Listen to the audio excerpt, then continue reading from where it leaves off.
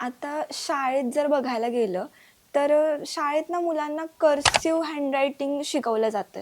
तर मग त्याची एक प्रॅक्टिस असते. प्रत्येकजण हे सेम प्रकारे लिहायला लागतं.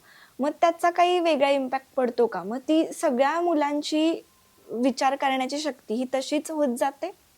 मला जी माहिती आहे ती इंग्रजांनी ती पद्धत आणली होती हम्म. लिहायची. दिसायला सुंदर दिसतं, हो. करेक्ट. पण ते चांगलं काढलं तरच सुंदर हो. दिसतं, नाहीतर ते इतकं गिचमिड दिसतं की अक्षराला हम्म. अक्षर लागत नाही आणि कळत पण नाही.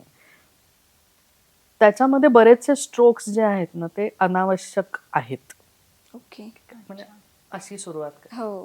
हे आता हे नाही काढलं तरी ते अक्षर कळणारच आहे. बरोबर. म्हणजे मी असा ए काढला तरी तुम्हाला कळणार आहे.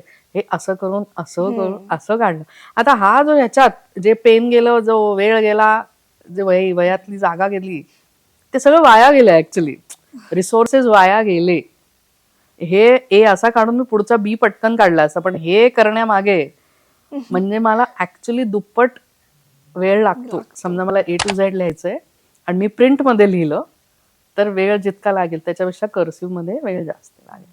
तितकंच सुवाच्य लिहायचं असेल तर हल्ली प्रिंट पण मला वाटतं आता बोर्डाच्या परीक्षेसाठी बहुतेक प्रिंट रेकमेंडेड आहे, कारण कर्सिव्ह मध्ये लक्षात येत नाही, मग मार्क कमी मिळतात, कारण अक्षर लागलं नाही तर उत्तर बरोबर आहे का चूक आहे ते कळत नाही म्हणून. पण the best way to write is a combination, म्हणजे प्रिंट नसावं, कनेक्टेड असावं. Cursive is not recommended at all.